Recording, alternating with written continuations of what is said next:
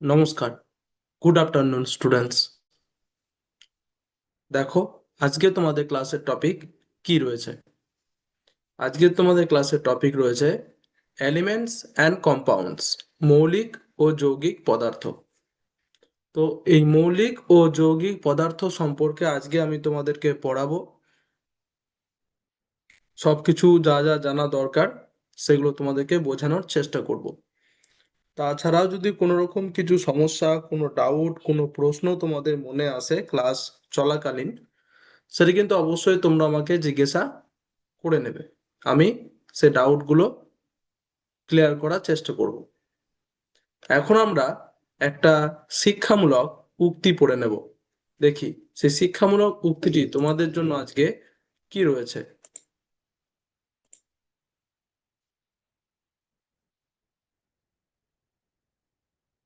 দেখো, আশা করছি তোমরা আবার স্ক্রিন শেয়ারটা দেখতে পাচ্ছ, যেখানে লেখা আছে কোট, তাই না? এটা হচ্ছে একটা উক্তি। সেই উক্তিতে কি রয়েছে লেখা? লেখা রয়েছে, স্বপ্ন দেখো, সেই স্বপ্নই তোমাকে এগিয়ে নেবে। এটা হচ্ছে আজকের উক্তি। এই উক্তিটি যিনি লিখেছেন তার ছবি আমি তোমাদেরকে একটু দেখাই। দেখো, আশা করছি তোমরা সবাই এই ব্যক্তিকে চেনো। এনার নাম কি? ওপরে লেখা আছে APJ আব্দুল কালাম। তো তিনি এই উক্তিটি করেছেন। ঠিক আছে? উক্তিতে বলছে, স্বপ্ন দেখো, সেই স্বপ্নই তোমাকে এগিয়ে নেবে। এরপর আমি এই উক্তিটাকে একটু ব্যাখ্যা করে তোমাদেরকে বোঝানোর চেষ্টা করব। বলছে, আমরা সবাই কিছু না কিছু হতে চাই। যেমন ডাক্তার, শিক্ষক, খেলোয়াড় বা বিজ্ঞানী। এই ইচ্ছাটাই হলো আমাদের স্বপ্ন। যখন আমরা স্বপ্ন দেখি, তখন আমরা সেই লক্ষ্য পূরণ করার জন্য চেষ্টা করি, পড়াশোনা করি, নতুন কিছু শিখি, আর ভুল থেকে শিখে আবার চেষ্টা করি। যদি কেউ স্বপ্নই না দেখে, তাহলে সে জানবে না সে কি হতে চায়, তাই তো? তাই স্বপ্ন আমাদের সামনে এগানোর পথ দেখায়। বুঝতে পারলে? এটাকে আমি একটু ইংরেজিতে বলে দিচ্ছি। We all want to become something in life, like a doctor, teacher, player, or scientist. This wish is called our dream. When we have a dream, we try to achieve it. We study, learn new things, and keep trying, even after making mistakes. If someone does not dream, they will not know what they want to become. So, dreams show us the path forward. আরো কি বলছে? এটাকে সহজভাবে বলতে গেলে আমরা এভাবে বলতে পারি যে স্বপ্ন হলো একটা আলো। স্বপ্ন দেখা বা স্বপ্ন, সেটা হচ্ছে একটা আলো যা আমাদের জীবনের পথ দেখায়। যেমন অন্ধকারে পথ আমরা দেখতে পাই না, কিন্তু একটা আলো জ্বালালে যেমন আমরা রাস্তাটাকে, অন্ধকার রাস্তাটাকে দেখতে পাই। তো এখানেও সেটাই বলছে, সে স্বপ্ন হচ্ছে একটা আলো যা আমাদের জীবনের পথ দেখায় এবং আমাদের বড় হতে সাহায্য করে। এটাকে ইংরেজিতে বলে দিচ্ছি। A dream is like a light that shows us the way and helps us grow in life. একটা উদাহরণ দিয়ে বলছি, দেখো। ধরো একটা ছেলের নাম হচ্ছে রাহুল।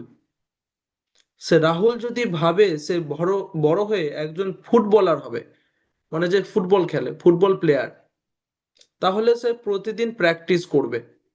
এই স্বপ্নই তাকে এগিয়ে নিয়ে যাবে। সে স্বপ্ন দেখেছে যে সে ফুটবলার হবে, তাহলে সে ফুটবলার হবার জন্য প্র্যাকটিস করবে, প্রত্যেকদিন মাঠে গিয়ে ফুটবল খেলবে।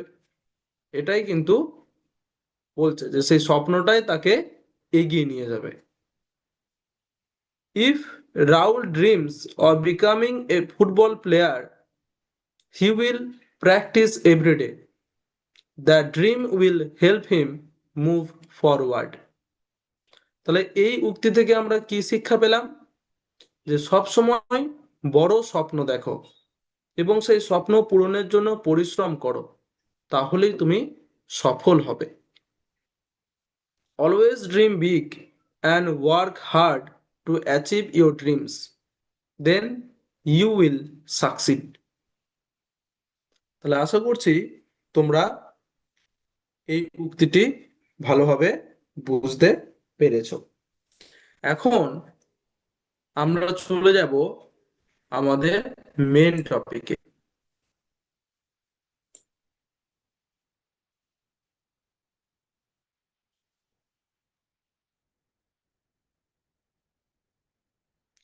আমাদের মেন টপিক কি ছিল? আমাদের মেন টপিক ছিল এলিমেন্টস অ্যান্ড কম্পাউন্ডস, মৌলিক ও যৌগিক পদার্থ। তাহলে আমরা নেক্সট পেজে দেখি কি রয়েছে। বলছে এলিমেন্টস, মৌলিক পদার্থ কি, তার একটা সংজ্ঞা, একটা ছোট পয়েন্ট করে এখানে দেওয়া হয়েছে। সংজ্ঞাটা আমি বড় করে মুখে বলবো, তোমরা শুনবে। তো প্রথমে এখানে যেটা লেখা আছে সেটা পড়ি।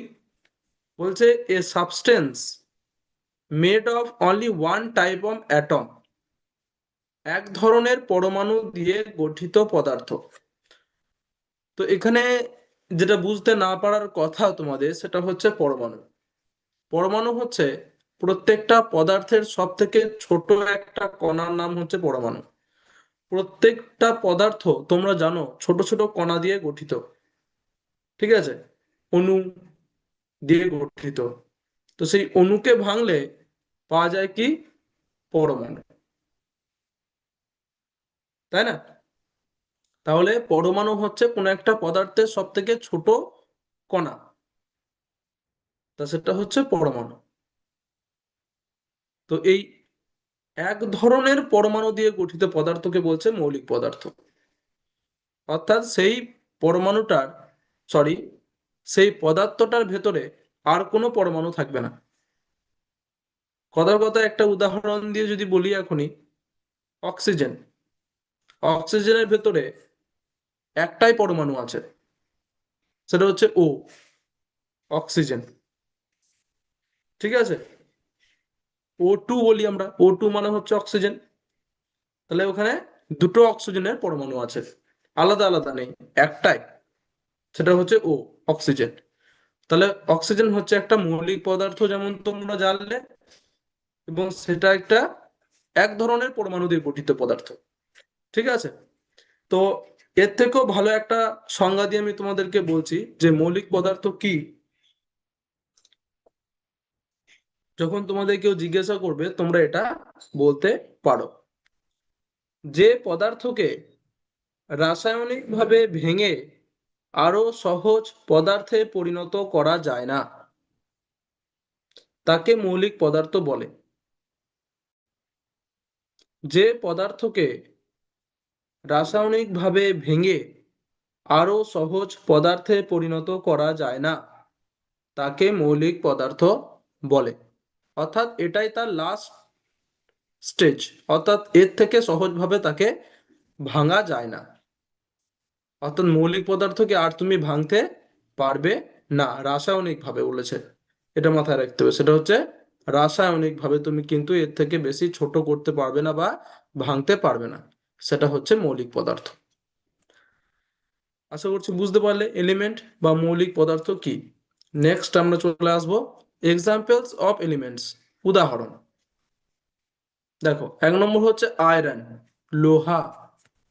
লোহাতে কিন্তু এক ধরনেরই পরমাণু থাকে, তাই লোহা হচ্ছে কি?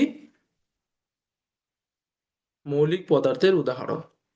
গোল্ড, সোনা, সোনার ক্ষেত্রেও তাই। অক্সিজেন, অক্সিজেনের বলেছি, আগেই বলে দিয়েছি উদাহরণের সংজ্ঞার সময়। উদাহরণ দিয়েছে অক্সিজেন, O2 বলে থাকি আমরা। তাহলে তার ভেতরে দুটো পরমাণু আছে, দুটোইও একই ধরনের, দুটোই আলাদা আলাদা নয়, তাই না? তাহলে অক্সিজেনও হচ্ছে একটা মৌলিক পদার্থ। হাইড্রোজেন, সেটাও একটা মৌলিক পদার্থ। তাহলে এই চারটে পাঁচটা হচ্ছে চারটে, একটা দুটো তিনটে চারটে: আয়রন, গোল্ড, অক্সিজেন, হাইড্রোজেন। লোহা, সোনা, অক্সিজেন, হাইড্রোজেন, এগুলো সব হচ্ছে এক একটা মৌলিক পদার্থের উদাহরণ। নেক্সট, টাইপস অফ এলিমেন্টস, প্রকারভেদ। টাইপস অফ এলিমেন্টস, প্রকারভেদ, অর্থাৎ মৌলিক পদার্থের তিনটে এখানে প্রকারভেদ দিয়েছে দেখো। একটা হচ্ছে মেটাল, মানে হচ্ছে ধাতু, যেমন লোহা, তামা, এগুলো। তারপর বলছে নন মেটাল, মানে হচ্ছে অধাতু, যেমন অক্সিজেন, কার্বন, এগুলো কিন্তু মৌলিক পদার্থ, কিন্তু এগুলো ভাগ আছে। একটা হচ্ছে মেটাল, মানে হচ্ছে ধাতু, যেগুলো লোহা, তামা, এগুলো। আর নন মেটাল মানে হচ্ছে অধাতু, যেমন অক্সিজেন, কার্বন, এগুলো। আর একটা বলছে উপধাতু, মেটালয়েড, উপধাতু, সেটা হচ্ছে সিলিকন। ঠিক আছে, যেটা ধাতু নয়, অধাতু নয়, এরকম উপধাতু বলতে পারো, ধাতুর ভাগ বলতে পারো, উপধাতু, সেটা হচ্ছে সিলিকন।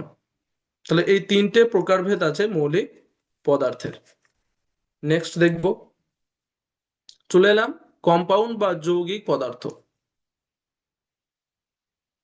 বলছে form by chemical combination of two or more elements, দুই বা ততোধিক মৌল রাসায়নিকভাবে যুক্ত হয়ে তৈরি, সেটা হচ্ছে যৌগিক পদার্থ। মৌলিক পদার্থতে ছিল যে কোনো একটা পরমাণু দিয়ে তৈরি পদার্থকে বলে মৌলিক পদার্থ। আর যৌগিক পদার্থ মানে হচ্ছে যেখানে দুই বা তার থেকেও বেশি পরমাণু বা মৌলিক মৌল দিয়ে গঠিত, যেখানে দুই বা তার বেশি পরমাণু থাকবে বা মৌল থাকবে, সেটা হচ্ছে, এবং রাসায়নিকভাবে যুক্ত থাকবে তারা, সেটা হচ্ছে যৌগিক পদার্থ। এর আরো ভালো করে সংজ্ঞা যদি কেউ জিজ্ঞাসা করে যৌগিক পদার্থের সংজ্ঞা, সেটা আমি তোমাদের বলে দিচ্ছি, শুনবে। দুই বা ততোধিক ভিন্ন মৌল নির্দিষ্ট অনুপাতে রাসায়নিকভাবে যুক্ত হয়ে যে নতুন পদার্থ তৈরি করে তাকে যৌগিক পদার্থ বলে। এর উদাহরণগুলো যখন বলবো তখন আশা করছি তোমরা বুঝতে পারবে আরো যে যৌগিক পদার্থ জিনিসটা কি। এক্সাম্পলস অফ কম্পাউন্ডস, উদাহরণ। এক নম্বর হচ্ছে ওয়াটার। ওয়াটারের হচ্ছে জল, ওয়াটারকে আমরা বাংলায় বলি জল। জলের সংকেত কি? H2O, ভালো করে মনে রাখবে, জলের সংকেত হচ্ছে H2O। দেখো তাহলে এখানে দুটো পরমাণু আছে, দুটো মৌল আছে, একটা হচ্ছে হাইড্রোজেন যেটা H, আর একটা O দিয়ে হচ্ছে অক্সিজেন। তাহলে দুটো মৌল, দুটো মৌলিক পদার্থ, একটা হচ্ছে হাইড্রোজেন আর একটা হচ্ছে অক্সিজেন। হাইড্রোজেন আছে, কি বলেছে এখানে দেখো, বলেছিল মৌল নির্দিষ্ট অনুপাতে। অনুপাত বলতে হাইড্রোজেন আছে দুটো, H2 বলেছে, তাহলে হাইড্রোজেন আছে দুটো এবং অক্সিজেন আছে একটা, H2O। তাহলে দুটো মৌল নিয়ে গঠিত হচ্ছে জল, তাহলে সেটা হচ্ছে যৌগিক পদার্থ, মৌলিক পদার্থ কিন্তু নয়। মৌলিক পদার্থ হলে যে কোনো একটা পরমাণু নিয়ে গঠিত হতো, এখানে দুটো মৌল আছে, হাইড্রোজেন এবং অক্সিজেন, তাই এটা যৌগিক পদার্থ। কার্বন ডাই অক্সাইডের বেলায় দেখো CO2, CO2, এখানে কার্বন আছে, অক্সিজেন আছে, তাহলে এটাও কার্বন ডাই অক্সাইডও যৌগিক পদার্থ। সল্ট, NaCl, NaCl, Na একটা মৌল, Cl একটা মৌল, ঠিক আছে? তাহলে এই দুটো মৌল নিয়ে সল্ট বা লবণ গঠিত হয়, তাহলে লবণ একটা যৌগিক পদার্থ। তাহলে এক্সাম্পল গুলো দেখে তোমরা বুঝতে পারছো যে যৌগিক পদার্থ জিনিসটা কি। নেক্সট দেখবো কি রয়েছে, প্রপার্টিস, অর্থাৎ মৌল এবং যৌগিক মধ্যে, অর্থাৎ এলিমেন্টস এবং কম্পাউন্ডস এর বৈশিষ্ট্যগুলো কি আমি একটু বলে দিচ্ছি। প্রথমে মৌলিক পদার্থের বলি, এক নম্বর বলছে এক ধরনের পরমাণু দিয়ে গঠিত। এক ধরনের পরমাণু দিয়ে গঠিত হচ্ছে মৌলিক পদার্থ।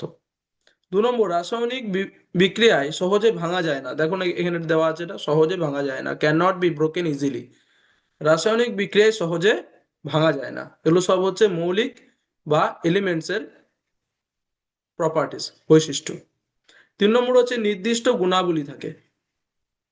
এরপর চলে আসবো কম্পাউন্ডস, যৌগিক পদার্থের বলছে ভিন্ন মৌল দিয়ে গঠিত হয়, 2 বা তার থেকে বেশি মৌল দিয়ে গঠিত হয়। 2 নম্বর বলছে রাসায়নিক বিক্রিয়ায় ভেঙে মূল মৌলে ফিরে যায়। রাসায়নিক মৌলতে ভাঙা যায়, রাসায়নিক বিক্রিয়াতে ভেঙে ভাঙা ভাঙা যায়, এবং ভাঙলে কিসে ফিরে যায়? মূল মৌলে ফিরে যায়। 3 নম্বর বলছে নতুন গুণাবলী তৈরি হয়। তবে এখানে লেখা আছে রাসায়নিক ভাবে ভাঙা যায়। প্রপার্টিস গুলো আশা করছি বুঝতে পারলে। ডিফারেন্সেস, পার্থক্য। পার্থক্য বলছে মৌলিক পদার্থ বলছে এক ধরনের পরমাণু দিয়ে গঠিত, আর যৌগিক পদার্থ একাধিক মৌল দিয়ে গঠিত। এটা একটা পার্থক্য। মৌলিক পদার্থকে ভাঙা যায় না, যৌগিক পদার্থকে ভাঙা যায়। মৌলিক পদার্থের উদাহরণ যেমন অক্সিজেন, সোনা, এগুলো। যৌগিক পদার্থের উদাহরণ হচ্ছে জল, লবণ, এগুলো। ঠিক আছে, তাহলে এই 3-4টে বৈশিষ্ট্য, পার্থক্য কিন্তু আমি তোমাদেরকে বললাম। নেক্সট দেখো, নেক্সট আর কিছু নেই, তাহলে এতটা অবধি ছিল। তাহলে আশা করছি মৌলিক ও যৌগিক পদার্থ সম্পর্কে একটু হলেও তোমাদের বেসিক ধারণা জন্মেছে। এখন আমরা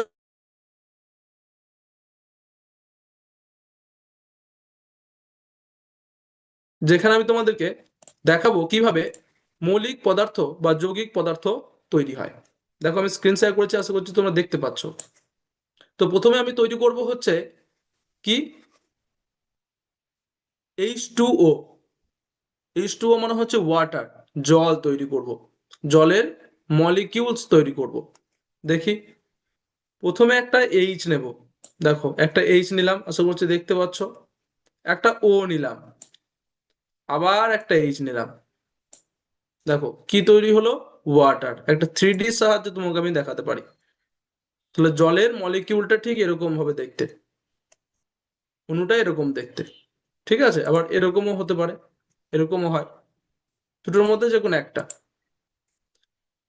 তাহলে এর সাহায্যে তোমরা বুঝতে পারলে এটা কি। তাহলে বলো এবারে, জল, জল দুটো মৌল দিয়ে গঠিত, তাহলে এটা হচ্ছে একটা যৌগিক পদার্থ, এইভাবে গঠিত হয়।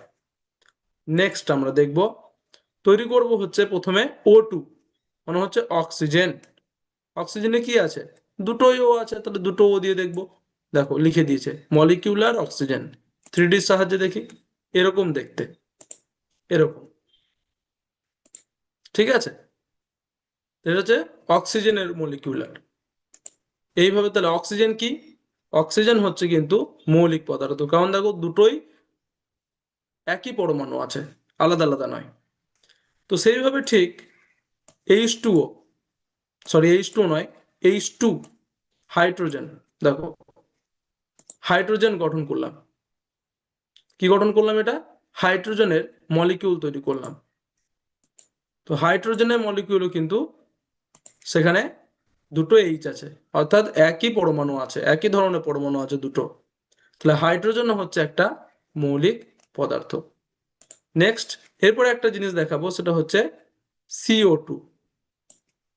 সি নিলাম, এদিকে একটা ও দিলাম, এদিকে একটা ও দিলাম। দেখো তৈরি হয়ে গেল কার্বন ডাই অক্সাইড। তাহলে এখানে ও আছে এবং সি আছে, দু ধরনের দুটো মৌল আছে, দু ধরনের দুটো মৌল আছে, একটা হচ্ছে অক্সিজেন, দুটো অক্সিজেন আছে এবং একটা কার্বন আছে। তাহলে এরকম মৌলকে, পদার্থকে কি বলবো? সেটা হচ্ছে যৌগিক পদার্থ, যেখানে 2 বা তার বেশি মৌল আছে। এটাকে একটু 3D সাহায্যে দেখে নাও কেমন দেখতে হবে। অনেকটা এরকম দেখতে হচ্ছে, এটা কার্বন ডাই অক্সাইডের মলিকিউল। ঠিক আছে, এরকম। আর একটা দেখায় N2, নাইট্রোজেন। কি দেখাবো? নাইট্রোজেন, N2, দুটো। N2 মানে দুটো এন, দেখো মলিকিউলার নাইট্রোজেন। এটাও দেখে নাও, এরকম দেখতে। এরকম। তাহলে N2 কি? N2 তে দুটো একই ধরনের মৌল আছে, একই ধরনের মৌল আছে, তাহলে সেটা কি? সেটা হচ্ছে মৌলিক পদার্থ। একই ধরনের পরমাণু আছে দুটোতেই, দুটোই N। এইভাবে কিন্তু আমরা মৌলিক ও যৌগিক পদার্থের টপিকটা বুঝতে পারবো, বা কিভাবে মৌলিক পদার্থ গঠন করা হয়, যৌগিক পদার্থ গঠিত হয়, সেটা কিন্তু আশা করছি তোমরা জানতে পারলে। এখন আমরা যা যা জানলাম এতক্ষণ, এই 20 মিনিট, সেই সম্পর্কে একটা ওয়ার্ড ওয়াল অ্যাক্টিভিটি করে নেব।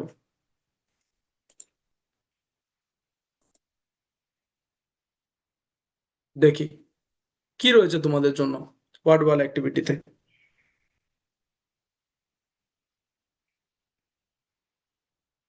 স্টার্ট করি, দেখো এলিমেন্টস এন্ড কম্পাউন্ডস লেখাই আছে, তাহলে স্টার্ট করি।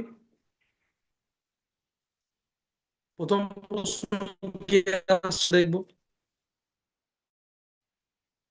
প্রথম প্রশ্ন তোমাদের জন্য আসছে, মৌল কি? What is an element?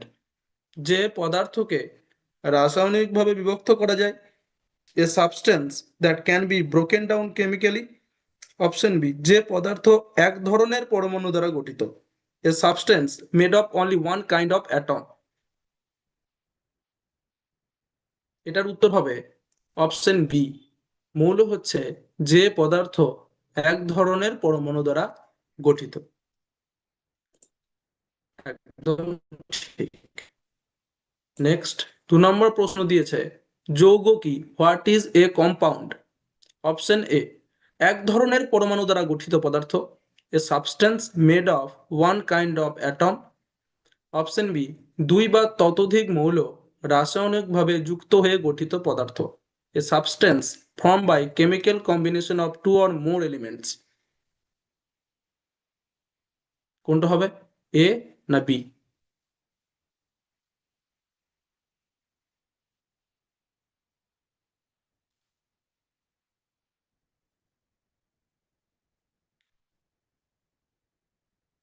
এটার উত্তর হবে অপশন বি। যৌগ কি? না, যৌগ হচ্ছে দুই বা ততোধিক মৌল রাসায়নিকভাবে যুক্ত হয়ে গঠিত পদার্থকে যৌগ পদার্থ বা যৌগিক পদার্থ বলে। ঠিক। নেক্সট 3 নম্বর দেখবো, জলের রাসায়নিক সূত্র কি? What is the chemical formula of water? Option A, CO2 carbon dioxide. Option B, H2O water. বলো। তোমরা দেখতে পাবে প্রশ্নতেই উত্তর দেওয়া আছে, প্রশ্নতেই উত্তর দেওয়া আছে। ইংরেজিতে যে প্রশ্নটা, সেটা পড়লে বুঝতে পারবে। What is the chemical formula of water?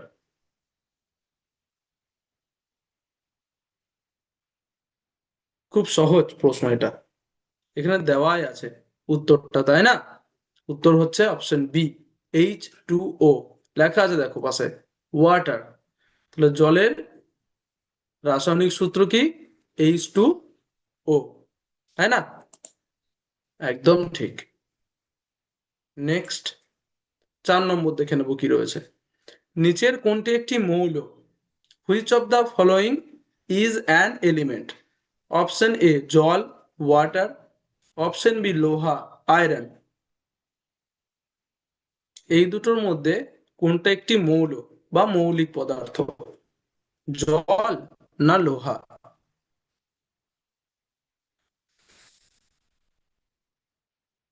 উত্তর হবে অপশন বি, লোহা, আয়রন।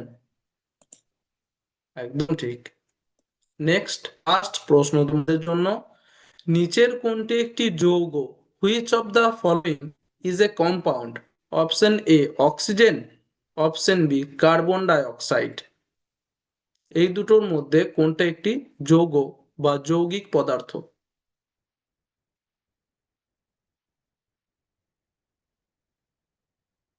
উত্তর হচ্ছে option B, carbon die oxide. দেখো, গেম কমপ্লিট। 5টার মধ্যে 5টায় তোমরা উত্তর দিয়েছো।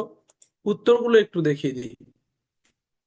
একের উত্তর হবে যে পদার্থ এক ধরনের পরমাণু দ্বারা গঠিত, ঠিক।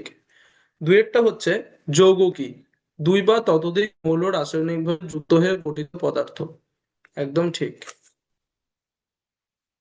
তারপরে দেখো 3 নম্বর বলছে H2O, ওয়াটার, জলের রাসায়নিক সূত্র, এটাও ঠিক। 4 নম্বর বলছে কোনটি মৌল, লোহা, ওটাও ঠিক। 5 নম্বর বলছে কোনটি যৌগ, কার্বন ডাই অক্সাইড, ওটাও ঠিক। তাহলে 5টাই উত্তর তোমরা সঠিক দিয়েছো, ভেরি গুড। এখন আমরা কি করব, এখন আমরা করব একটা ডিকটেশন, শ্রুতি লিখন। কেমন ভাবে করতে হয় সেটা তোমরা আগে থেকে জানো, তাই না? তাও আমি একটু বলে দিচ্ছি। প্রথমে খাতার বাঁ দিকে এইভাবে নেম লিখে নিজের নিজের নাম লিখবে। তারপর রোল নাম্বার লিখে এইভাবে ঠিক নিজের নিজের রোল নাম্বার লিখবে, এবং গ্রেড, তোমরা কোন ক্লাসে পড়ো সেটা লিখবে, ক্লাস 6, এবং ক্লাস 6-এর পাশে লিখবে এ, বি না সি, কোন সেকশনে পড়ো সেটা, এবং নিচে 1 2 3 4 5 পর্যন্ত নাম্বারিং করে নেবে, যাতে পরপর লিখতে সুবিধা হয়।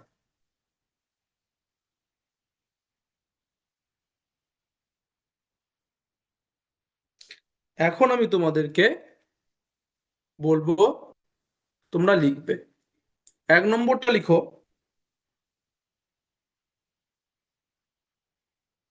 ইংরেজিতে লেখো এলিমেন্ট, বাংলায় মৌল।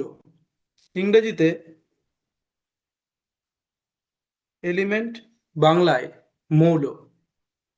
ইংরেজিতে এলিমেন্ট, বাংলায় মৌল। হয়ে গেছে আশা করছি। 2 নম্বরেরটা লেখো, ইংরেজিতে কম্পাউন্ড, বাংলায় যৌগ। ইংরেজিতে কম্পাউন্ড, বাংলায় যৌগ। ইংরেজিতে কম্পাউন্ড, বাংলায় যৌগ। 3 নম্বর লেখো, ইংরেজিতে অ্যাটম, বাংলায় পরমাণু। ইংরেজিতে অ্যাটম, বাংলায় পরমাণু। ইংরেজিতে অ্যাটম, বাংলায় পরমাণু। 4 নম্বরেরটা লেখো, ইংরেজিতে মলিকিউল, বাংলায় অণু। ইংরেজিতে মলিকিউল, মলিকিউল, বাংলায় অণু। ইংরেজিতে মলিকিউল, বাংলায় অণু। 5 নম্বর মানে একদম শেষেরটা লেখো, ইংরেজিতে অক্সিজেন, বাংলায় অক্সিজেন। ইংরেজিতে অক্সিজেন, বাংলায় অক্সিজেন। ইংরেজিতে অক্সিজেন, বাংলাতেও অক্সিজেন। তাহলে আশা করছি তোমরা 5টাই ডিকটেশন লিখে ফেলেছো। এখন তোমাদের টিচার্সদের তোমরা বলবে, তোমরা যেখানে লিখলে ডিকটেশন গুলো, সেই খাতাটার ফটো তুলে স্ক্যান করে আমাদের যে বিদ্যাশক্তি গ্রুপ আছে হোয়াটসঅ্যাপে, সেখানে পাঠিয়ে দেওয়ার জন্য। তাহলে আশা করছি তোমরা ক্লাসটা বুঝতে পেরেছো, ভালো লেগেছে। যদি কোনো রকম কিছু সমস্যা থাকে, ডাউট থাকে, প্রশ্ন থাকে, জিজ্ঞাসা করে নেবে, ঠিক আছে? তাহলে আজকের ক্লাস এতটাই অবধি। Thank you. জয় বিদ্যাশক্তি, জয় ভারত, জয় হিন্দ।